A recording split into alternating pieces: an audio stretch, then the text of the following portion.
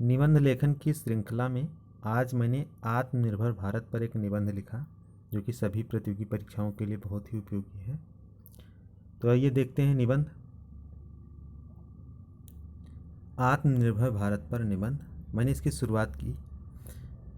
ये एक बहुत प्रसिद्ध कहावत है कि आवश्यकता आविष्कार की जननी है। इसी प्रकार आत्मनिर्भर भारत का आविष्कार कोरोना महामारी के दौरान भारतीय लोगों के साथ साथ भारतीय अर्थव्यवस्था के लिए भी बहुत अधिक आवश्यक था।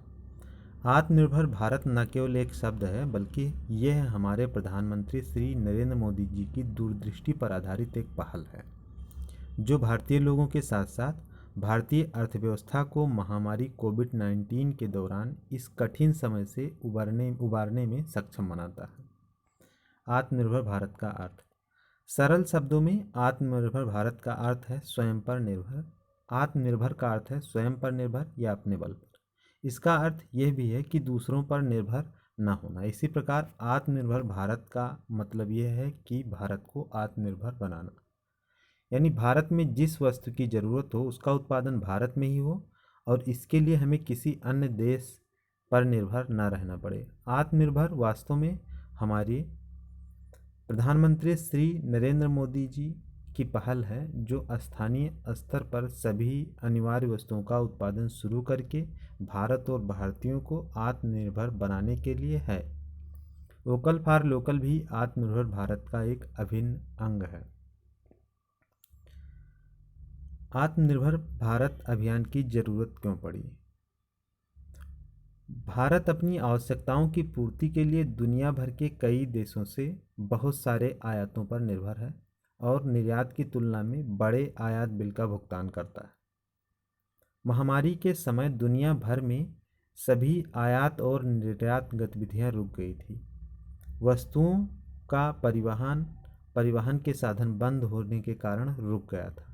ऐसे में संसाधनों के बिना जीना बहुत मुश्किल था क्योंकि परिवहन गतिविधियां बंद होने के कारण माल का आयात संभव नहीं था और इसलिए आवश्यक वस्तुओं के स्थानीय बाजारों में उत्पादन करना अनिवार्य हो गया, जिससे आवश्यक वस्तुओं के स्थानीय बाजारों में उत्पादन करके भारत को आत्मनिर्भर बनाने की शुरुआत हुई। वोकल फॉर लोकल अभियान के द्वारा स्थानीय उत्पादों के उत्पादन, सेवन और प्रोत्साहन के लिए लोगों से अपील की गई।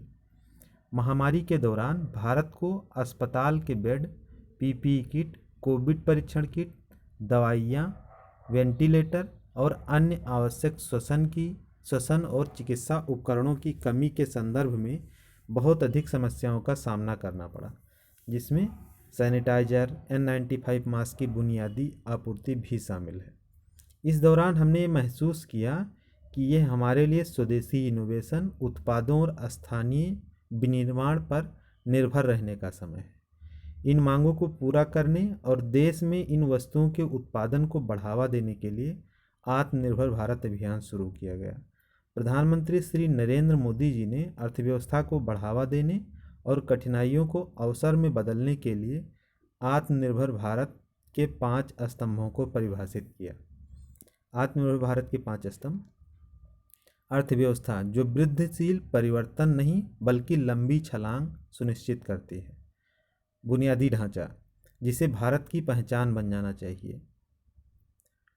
प्रणाली यानी सिस्टम जो 21वीं सदी की प्रौद्योगिकी संचालित व्यवस्थाओं पर आधारित हो। उत्साहशील आबादी जो आत्मनिर्भर भारत के लिए हमारी ऊर्जा का स्रोत है। मांग जिसके तहत हमारी मांग एवं आपूर्ति श्रृंखला सप्लाई चेन की ताकत का उपयोग पूरी क्षमता से किया जाना चाहिए। आत्मनिर्भर भारत अभियान का त्वरित लाभ। आत्मनिर्भर भारत अभियान का लाभ या सफलता का अनुमान इस बात से लगाया जा सकता है कि मार्च 2020 से पहले personal protection equipment kit, PP kit के शून्य उत्पादन से आज भारत ने स्थानीय रूप से प्रतिदिन 2 लाख से अधिक पीपीई किट बनाने की क्षमता विकसित कर ली है और ये तेज़ी से बढ़ रहा है। इससे पहले भारत आयातित पीपीई किट का उपयोग करता था और बदले में बहुत सारे पैसे आयात बिल के रूप में चुकाना पड़ता था। कुछ मायनों में आत्मनिर्भर भारत अभियान मेक इन इंडिया का सुदृढ़ीकरण है। आत्मनिर्भर भारत अभियान का दीर्घकालिक लाभ। आत्मनिर्भर भारत अभियान ने भारत में विभिन्न नवाचारों और नए उत्पादों के विकास को बढ़ावा दिया। इससे भारत का आयात घटेगा और निर्यात बढ़ेगा। परिणाम स्वरूप लंबे समय में हमारा व्यापार घाटा कम होगा। निर्यात प्रोत्साहन से हमें विदेशी मुद्रा बचाने और अधिक विदेशी मुद्रा अर्जित करने में मदद मिलेगी। आत्मनिर्भर भारत पैकेज से भारतीय लघु और मझोले उद्योगों को बढ़ाने में मदद मिलेगी और विनिर्माण क्षेत्र में उन्नति होगी। यह कार्यक्रम भारत सरकार की 5 ट्रिलियन अर्थव्यवस्था के लक्ष्य को प्राप्त करने में मदद करेगा। तो ये था निबंध। इसका लिंक मैंने डिस्क्रिप्शन में दे दिया है, बिल्कुल इसी का। इस निबंध को मैंने अपनी वेबसाइट पर लिखा है, तो इसका लिंक मैंने डिस्क्रिप्शन में दे दिया है। आप अगर चाहें तो वहाँ से भी जा कर के इस निबंध को आप देख सकते हैं। अगर आप चैनल पर नए आए हों तो आप चैनल को सब्सक्राइब कर लीजिए, साथ ही बेल आइकन को प्रेस कर दीजिए, जिससे कि कोई भी नया वीडियो अपलोड हो तो उसकी जानकारी आपको तुरंत मिल जाए। इस वीडियो को लाइक कर दीजिए और अपने दोस्तों के साथ शेयर कर दीजिए। किसी प्रकार की क्वेरी हो तो उसके लिए आप हमें कमेंट बॉक्स में भी लिख दीजिए, जिसका रिप्लाई मैं आपको ज़रूर दे दूँगा। साथ ही मैंने कमेंट बॉक्स में भी इसके लिंक जो है डिस्क्रिप्शन में और कमेंट बॉक्स दोनों में दे दिया है, वहाँ से आप इस एस्से को एक्सेस कर सकते हैं।